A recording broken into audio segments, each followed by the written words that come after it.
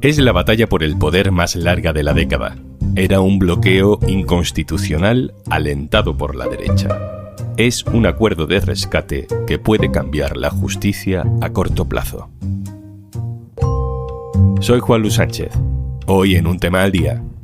Poder judicial renovado. ¿Por qué es importante?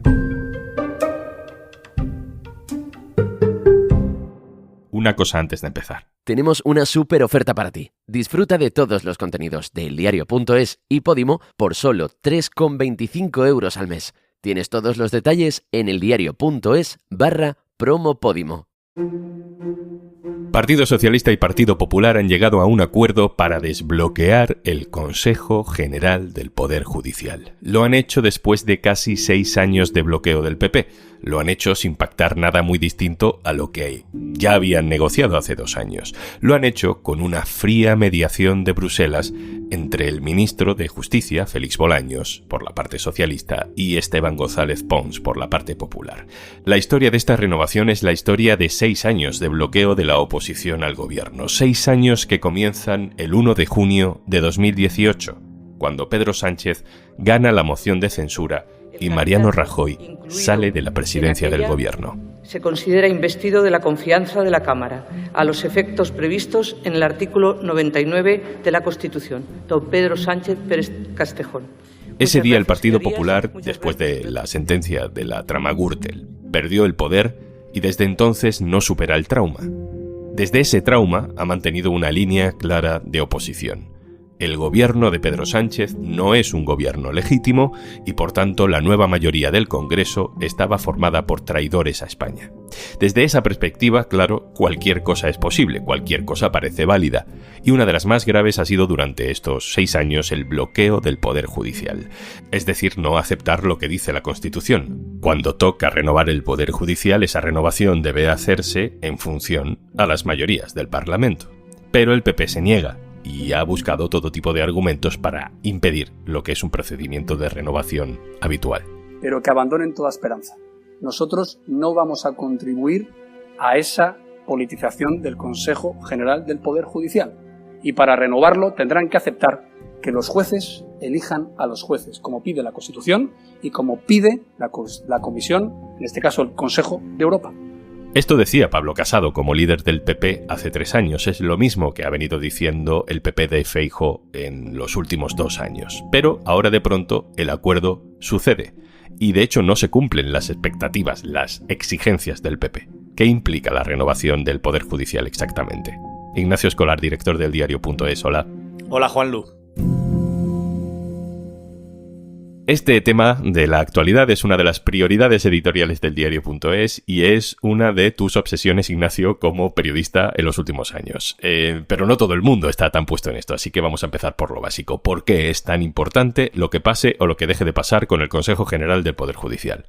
Por una cosa fundamental, que es que el Consejo General del Poder Judicial es el órgano que después nombra a todos los jueces importantes de España, a los jueces del Tribunal Supremo, a los presidentes de las audiencias provinciales, a los presidentes de los tribunales superiores de justicia, a los jueces de refuerzo de tribunales como la Audiencia Nacional, porque ese órgano de gobierno al final habla de algo muy concreto, que es la elección de qué juez es el que llega a los puestos más altos de la judicatura en España y que por tanto tiene muchísima influencia en todas las decisiones y sentencias que vemos después. En términos prácticos, Ignacio, ¿qué significa, qué ha significado durante todos estos años que el PP haya bloqueado su mayoría dentro del Poder Judicial? El bloqueo de la derecha a la renovación del Consejo General del Poder Judicial ha supuesto que haya muchísimos nombramientos que no se hayan podido hacer. Con lo cual, que haya tantos puestos sin nombrar empezaba a ser un problema serio de funcionamiento normal de la justicia en España. Estos vocales del Consejo General del Poder Judicial, que en parte son jueces, en parte son juristas, están reglados según la Constitución, la composición de ese órgano, después es el que decide también la acción disciplinaria. Como el Consejo General del Poder Judicial anterior estaba en funciones, el Parlamento le retiró la potestad de nombrar plazas, de poder elegir, estando en funciones, puestos importantes de la judicatura. Y eso significa que hay varios años en los que no se ha podido nombrar a nadie y hay casi 100 puestos en la justicia, de ellos 25 nombramientos en el Supremo, que tendrá que decidir este nuevo Consejo. Lo que estaba pasando es que el bloqueo del Poder Judicial, provocado por la actitud del Partido Popular, que se negaba a renovar, había colapsado buena parte de los tribunales españoles. Había salas del Tribunal Supremo que tenían problemas para sacar adelante las sentencias porque no había jueces suficientes. Vale, ¿y qué es lo que se ha acordado ahora exactamente? ¿Qué es lo fundamental? Lo fundamental que se ha pactado es la composición del Consejo General del Poder Judicial, 20 personas. Esas personas, según la Constitución, 12 tienen que ser jueces y magistrados, los otros 8 tienen que ser juristas. Todos ellos se nombran por mayoría amplia del Parlamento, del Congreso y del Senado. Esas 20 tendrán a su vez que nombrar al presidente o presidenta, y lo decidirán en su primera reunión. Vale, tenemos ese pacto para renovar a las personas. Y después se han pactado otras reformas, ¿no? Pues se ha pactado una reforma de la Ley Orgánica del Poder Judicial. Una reforma que establece, primero, una serie de requisitos para poder ser vocal del Consejo. Por ejemplo, se establece como requisito que tiene que haber pasado al menos 5 años desde que fue un cargo electo o desde que fue un alto cargo del gobierno para poder llegar a ese órgano, para que no haya lo que el PP llama puertas giratorias. También se ha pactado que cuando un juez o jueza van a la política, a la vuelta tengan que pasarse 2 años sin destino, cobrando el sueldo, pero sin estar en un juzgado poniendo sentencias. Y luego, por último, se ha pactado un acuerdo político que consiste en que el nuevo Consejo, por mayoría cualificada de 3/5, tendrá que proponer un nuevo sistema al Parlamento para la elección de esos 12 vocales del futuros Consejo, del siguiente, no del actual, que vienen de la justicia. Y lo que han acordado, un poco para encontrar una pista de aterrizaje para el Partido Popular, es que se estudie la legislación europea, los distintos modelos que hay de nombramiento en otros países, para proponer al Parlamento un nuevo mecanismo de elección de esos 12 magistrados y jueces, donde los jueces tengan un papel mayor. Justo esto que acabas de mencionar, que se vaya a estudiar un nuevo proceso de renovación para el futuro, esto lo están vendiendo en la derecha como una victoria del PP. No sé si a medio plazo puede acabar esto siendo ese sistema de jueces que eligen a jueces que proponía el PP como condición para la renovación.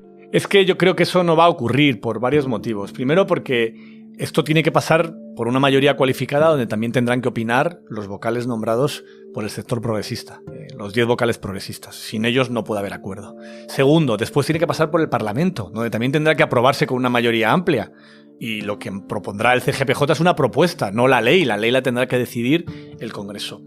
Y luego que la redacción es lo bastante ambigua como para que con seguridad no va a salir el programa que pretendía el Partido Popular. La ley de lo que habla es que los jueces tengan una función directa en esa elección. En el fondo, el actual sistema de elección del Consejo ya lo tiene.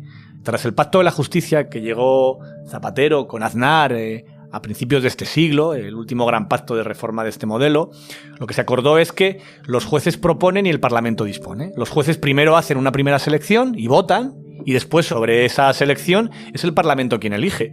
Y es razonable que siga siendo así, es decir, que el Parlamento sea quien tenga la última palabra por mayorías amplias de cuál es el gobierno de los jueces, porque hacer lo contrario significaría también romper con otro artículo importante de la Constitución que dice que la justicia emana del pueblo, es decir, que no es un poder que emane de una oposición, de haber aprobado una oposición, y que por tanto eso significa que no puede funcionar como si fuera una casta sacerdotal que eligen entre ellos mismos quiénes son sus papas. No, esto no puede funcionar al margen del resto de los poderes del Estado, porque todos ellos, también la justicia, emanan de la soberanía popular.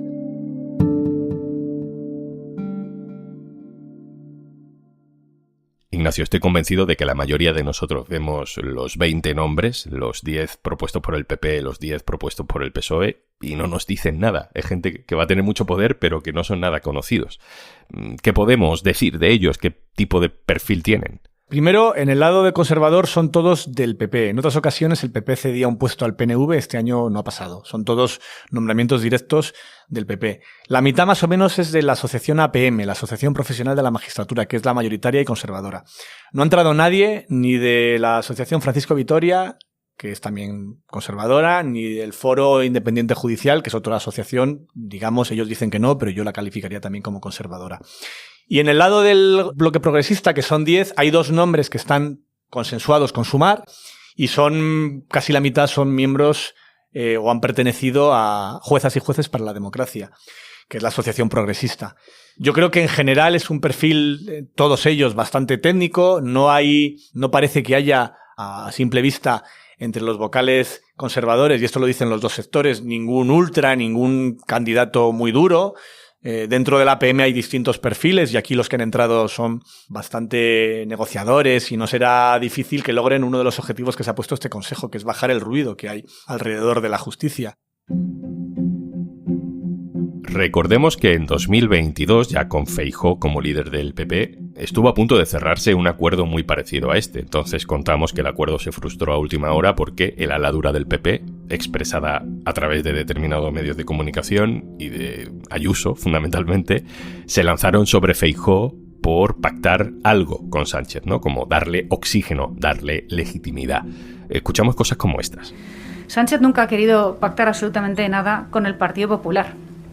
Es más, lo que quiere el proyecto de Sánchez es tener al Partido Popular en la cárcel, a las instituciones presas, a los delincuentes en la calle y ellos blindados en el poder a cualquier costa.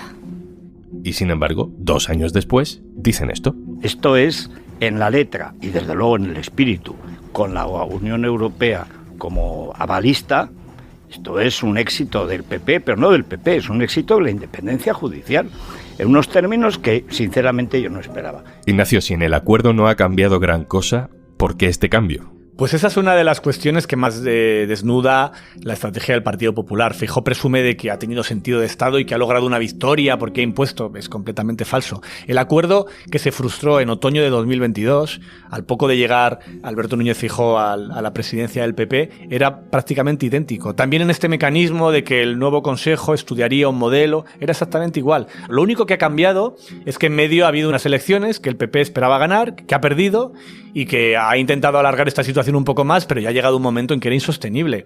Y luego lo que sí que ha pasado es verdad que la derecha mediática, los medios de comunicación que tanto influyen en el Partido Popular, pues esta vez ha comprado el argumento. Yo creo, de hecho, lo ha vendido como un gran éxito cuando, en mi opinión, para nada lo ha sido. Es el mismo acuerdo que antes les parecía mal.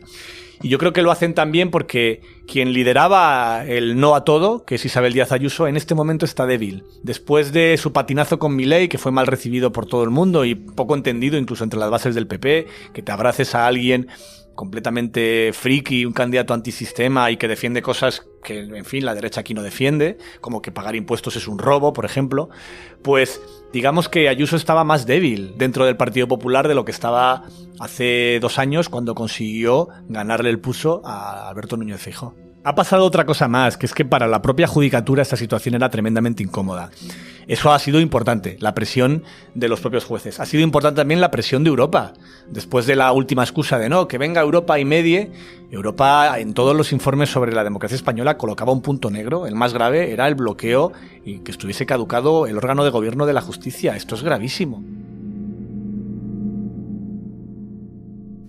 Ignacio, decías antes que Sumar ha estado de alguna manera involucrado en la selección de nombres para esta renovación del Poder Judicial. Sin embargo, he escuchado a Izquierda Unida o a Podemos que poco menos que definen este acuerdo como la vuelta al bipartidismo. ¿Hasta qué punto eran razonables las expectativas de la izquierda de hacer esto de otra manera? En su momento, Unidas Podemos, cuando lo lideraba Pablo Iglesias, también propuso nombres para el Consejo General del Poder Judicial, que no salieron adelante porque la negociación se frustró. En el caso de Izquierda Unida, en el anterior consejo tenían una vocal nombrada por ellos, el consejo que se renovó en el año 2013, hace muchos años ya, pero nombrado por Izquierda Unida. Y nos puede parecer bien o mal el tipo de acuerdo, ¿no? Y que se negocie todo entre pocas manos, pero el espíritu y la ley de la Constitución lo que dice es que hay que lograr una mayoría amplia, mayor que la mayoría absoluta. Y eso, mientras los votos no cambien, mientras los escaños no cambien, solo es posible con un acuerdo entre el PSOE y el PP. Entiendo las críticas de muchos partidos diciendo, bueno, el Parlamento hoy es distinto, pero si te vas a los números, la realidad es que los que han firmado el pacto no necesitarán ni los votos del PNV, ni los votos de Junts, ni los votos de Podemos, ni los votos de Esquerra Republicana, ni los votos del resto de los partidos. Porque con los que hay dentro del acuerdo se llega al número suficiente para renovar el Consejo. La última, Ignacio, ¿en qué decisiones de calado vamos a notar los ciudadanos que se ha renovado el Consejo General del Poder Judicial? A corto plazo, en la justicia ordinaria, el Supremo, las audiencias, no cambia gran cosa. Solamente que aparecen un montón de nuevos nombramientos donde por primera vez en décadas, y digo literalmente décadas, la izquierda va a tener algo de voz. pero ninguno de los dos partidos, ninguno de los dos bloques va a poder imponer ningún nombramiento. Lo que sí que supone un cambio más a corto plazo es en el Tribunal Constitucional. Hasta ahora había una mayoría de 7-4, porque faltaba un juez conservador que había tenido que renunciar por un problema de salud. Ahora, con el nuevo nombramiento, la mayoría sigue siendo progresista, 7-5, pero el exministro Juan Carlos Campo, que es magistrado del Constitucional, decidió inhibirse en las votaciones en las que ha tenido un papel antes como ministro, por ejemplo, en todo lo que tiene que ver con la ley de amnistía, que va a ser una de las peleas que se den ahí. Eso hace que la mayoría progresista del Constitucional ya sea de solo 6-5, que es un margen mucho más ajustado, y lo contaba en mi artículo en el diario.es. Espero que esto no provoque que pueda haber problemas como lo que supuso para la historia de este país la nefasta sentencia del Tribunal Constitucional sobre el Estatut de Cataluña, que también se produjo en un momento en el que el sector progresista tenía la mayoría en el Tribunal Constitucional. Ignacio Escolar, director del diario.es, gracias. Gracias, Juanlu.